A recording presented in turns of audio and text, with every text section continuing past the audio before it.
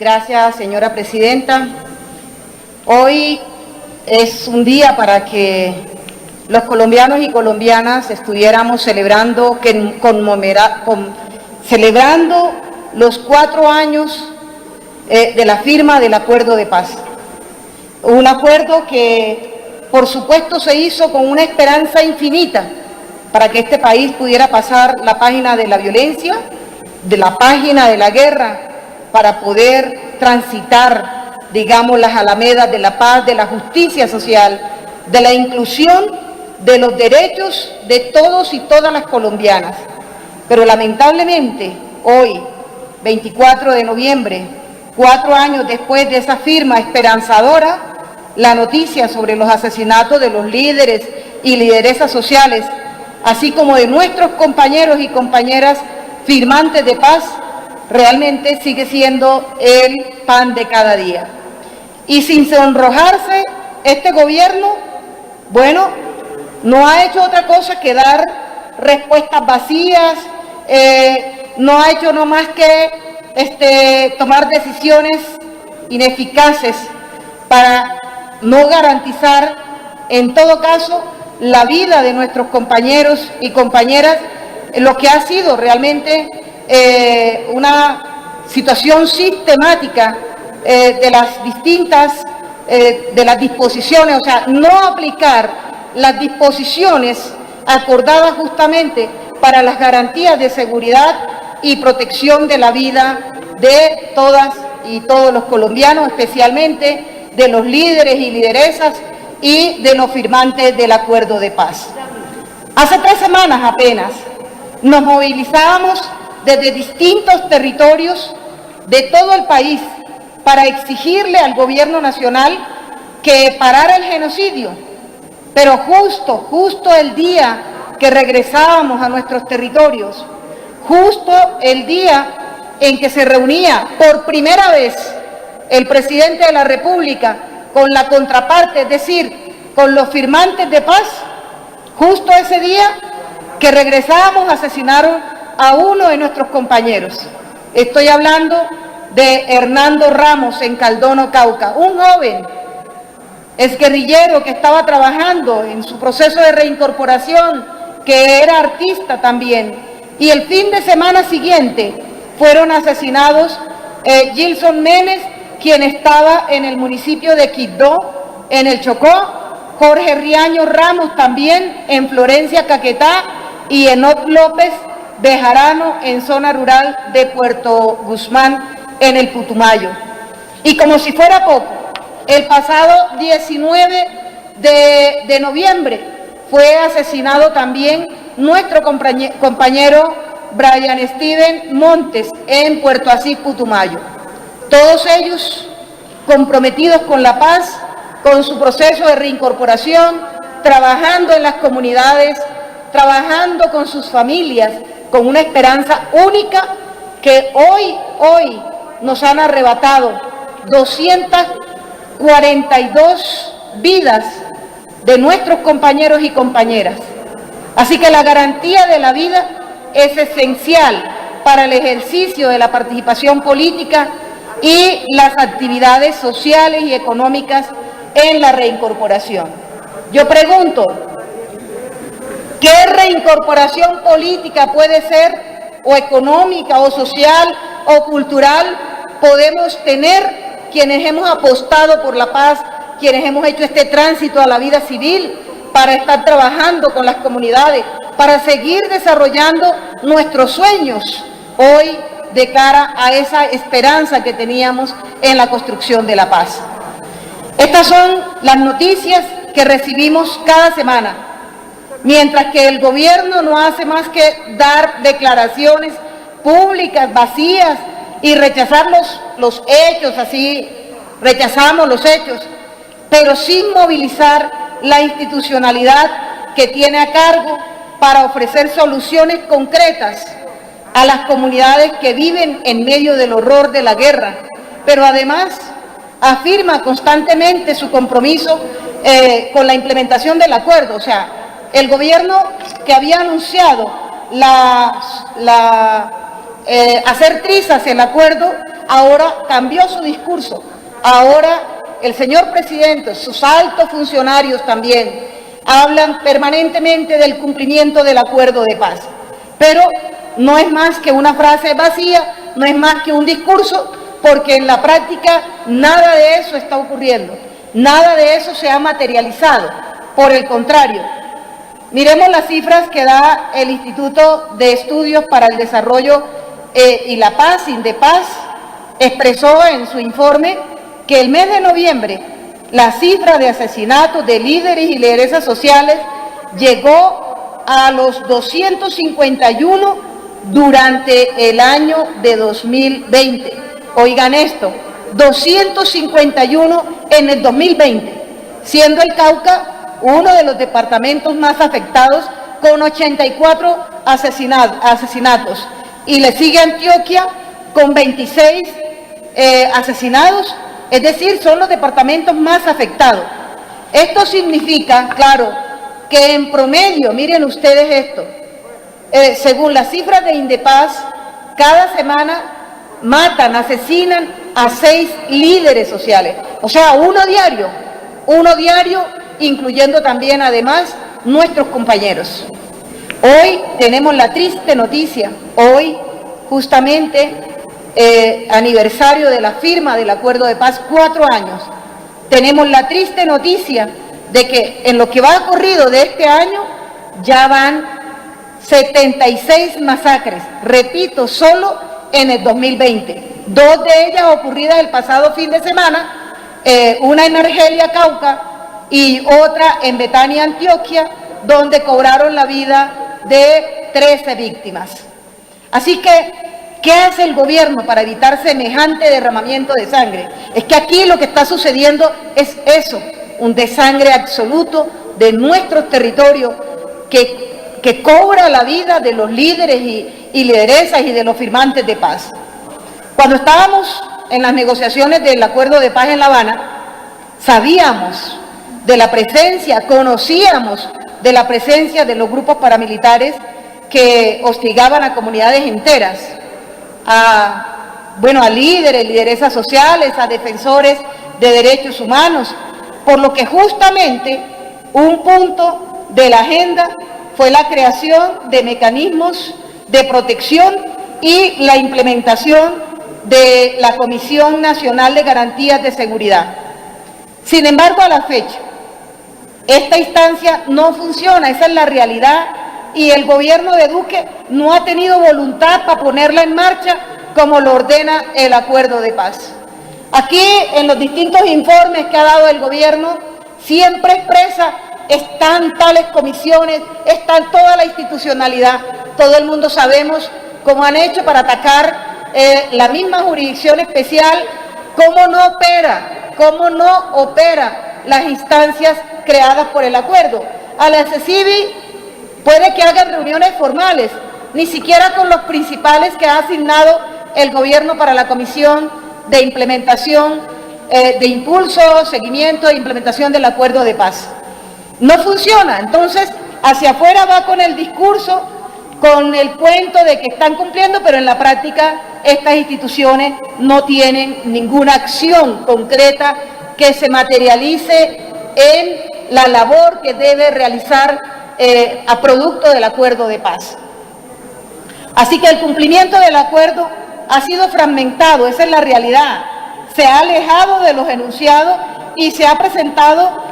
de forma distorsionada, porque este gobierno, así es posible concebir los derechos y garantías para la oposición política sin poner en marcha mecanismos democráticos para la participación ciudadana o establecer medidas efectivas para promover una plena participación en la política nacional, regional o local. En este sentido es que estamos hablando de la fragmentación del acuerdo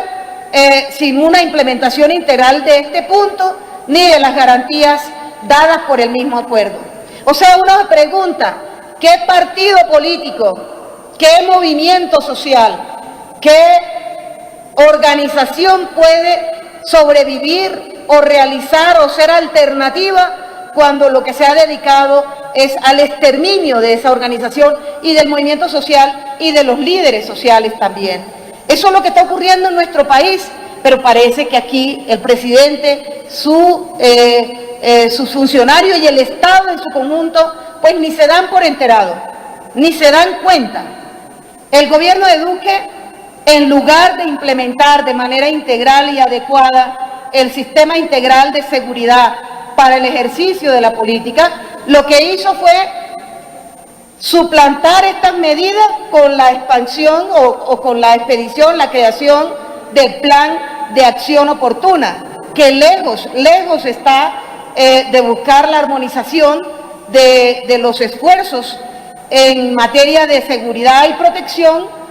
entre todas las instituciones. Lo que ha hecho es desconocer lo pactado y además desconocer el valor político de la participación de la sociedad civil. O sea que, una vez más, la distorsión y la desidia contra el acuerdo de paz no tiene límites. Eso es lo que podemos decir en estos 4 años al país, es que este gobierno no ha tenido esa voluntad. Más bien, por otra parte, los señalamientos y el lenguaje desmedido para señalar y además también para empañar nuestro compromiso con la paz han sido constantes por parte de diversos representantes de los partidos de gobierno, de funcionarios, de altísimos funcionarios del gobierno y de muchas de las élites de este país, con una firme tarea: la estigmatización y reducción de toda posibilidad de participación política nuestra. O sea, lo que no lograron durante 53 años con las armas, hoy pretenden hacerlo a través del exterminio descarado, sistemático, contra nuestra gente, contra nosotros, contra nuestra existencia. Eso es lo que está sucediendo hoy en día en nuestro país. Y eso es lo que están haciendo también con ese universo diverso de líderes y lideresas sociales que le han apostado en primera medida a la paz y que también han trabajado por salir adelante con sus comunidades, por lograr un desarrollo equilibrado con la naturaleza, con sus familias, con el medio ambiente, con sus comunidades vecinas. Eso es lo que aquí se está exterminando. Esto no lo digo por el reproche o cuestionarle pues los discursos en tribunas o fuera de ellos, sino porque esto claramente evidencia una política, oigan esto, evidencia una política sistemática para estigmatizarnos y claramente ponernos en un escenario de riesgo a merced de todas aquellas fuerzas contrarias a la paz y grupos paramilitares al servicio de la guerra. Y eso es lo que está sucediendo en el país, pero aquí no se asume la responsabilidad. Estos discursos han salido de altas esferas de poder y se han apoderado de muchos escenarios institucionales, hasta calar incluso en la gente del común. Las palabras tienen poder y estas narrativas lo que han propiciado son escenarios inseguros para la vida de miles de nuestros compañeros y compañeras en todo el territorio nacional y también de quienes estamos en el ejercicio político comprometidos con el trabajo de la construcción de la paz. La decisión política de este gobierno, incluso anunciada desde su campaña política a la presidencia, de hacer trizas la paz, cada vez se evidencia con mucha más fuerza. Es decir, no es posible hoy que se niegue la existencia de una política de gobierno, es desde el gobierno, para estigmatizar a quienes decididamente le apostamos a la paz. Es decir, depusimos las armas y nos integramos aquí a la vida política para hacer el ejercicio tal como lo prometimos en La Habana y lo hemos dicho a todo el país. Nuestro compromiso es real, es indeclinable, es inclaudicable por la paz. Pero aquí necesitamos garantías efectivas y sobre todo necesitamos que desde el Estado colombiano, desde la institucionalidad, desde el gobierno, se deje de promover esta política que nos está aniquilando. Cuando desde el presidente hacia abajo se ha burlado la integridad del acuerdo, la integralidad del acuerdo, y no se han establecido las garantías plenas para la participación social, política y económica, tanto nuestra como de personas en proceso, o sea, de todos nosotros quienes estamos en el proceso de reincorporación, como las de miles de comunidades que esperan las transformaciones,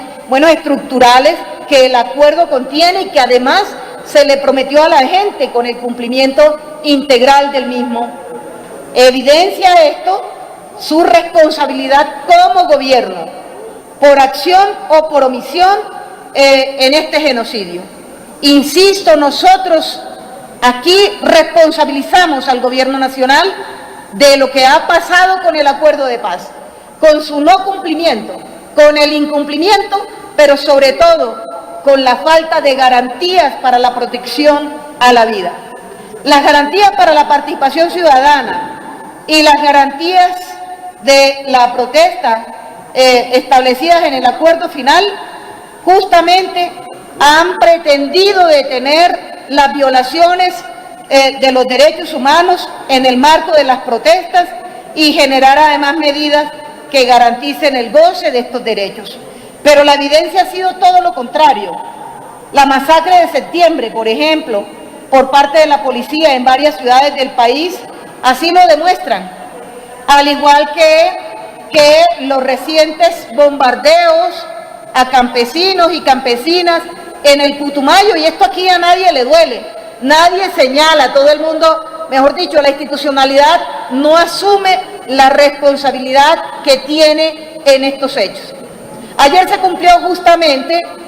un año desde el asesinato de Dylan Cruz por parte de agentes del ESMAD, este joven adolescente que murió en las calles de Bogotá. Ayer su familia y la ciudadanía de Bogotá conmemoraba este hecho. Y al día de hoy se desconocen lamentablemente los resultados de la investigación.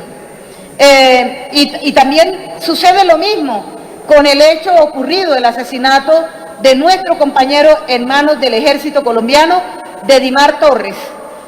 Si bien es cierto, anuncian la captura del que supuestamente lo asesinó, no dicen quién dio la orden. A estas alturas no conocemos quién fue el perpetrador intelectual, quién dio la orden para el asesinato tanto de Dylan Cruz como de Dimar Torres. Así que como partido exigimos en este recinto explicaciones sobre qué ha pasado con la puesta en marcha de la Comisión Nacional de Garantías de Seguridad, del Sistema Integral de Seguridad para el ejercicio de la política, y qué acciones se han adelantado para proteger la vida de líderes, de miles y miles de líderes y lideresas sociales, defensoras de derechos humanos y de nuestras propias vidas, de nuestros compañeros y compañeras firmantes del acuerdo de paz, que día a día sobreviven en los territorios, sosteniendo, por supuesto, nuestro compromiso férreo con la paz, ese sueño de justicia social que tanto anhelamos los colombianos y las colombianas. El gobierno de Iván Duque debe responderle al país, poner en marcha las acciones efectivas que desmantelen las estructuras del paramilitarismo y los grupos armados organizados residuales, y anunciar las medidas de protección regional y por supuesto también comunitarias. La presencia del Estado en los territorios no puede ser solamente la bota militar. La paz con la legalidad que tanto anuncio ha hecho el gobierno, no puede ser un sofisma, no puede ser la presencia únicamente de las fuerzas militares en los territorios, que además le han asignado la responsabilidad social del Estado, del bienestar social de las comunidades. La paz debe ser con justicia social realmente. La paz debe empezar por el cumplimiento del acuerdo de manera integral, La paz tiene que estar de nuevo en la vida de los colombianos y las colombianas, en la agenda pública. Debe estar en el compromiso legítimo y obligatorio del Estado colombiano para cumplir esos pactos. No puede ser que aquí, hoy, conmemorando los 4 años de la firma de un acuerdo, de una esperanza, que la respuesta sea hacer una lista de los asesinatos sistemáticos de nuestros compañeros o de los líderes sociales. Esa no puede ser la alternativa de un país que quiere pasar la página de la violencia y de la confrontación. Una institucionalidad que promueve la guerra, tal como lo ha hecho el gobierno nacional, pero como también el atentado criminal que efectuó el exfiscal Néstor Humberto Martínez contra el acuerdo de paz, tiene que producir un efecto de la sociedad colombiana hacia este tipo de conductas,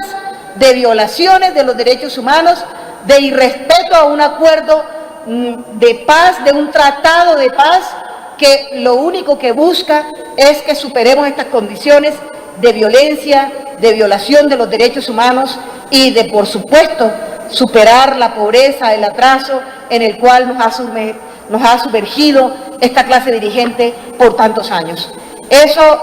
quería compartir con el país en esta plenaria y muchas gracias, señora presidenta.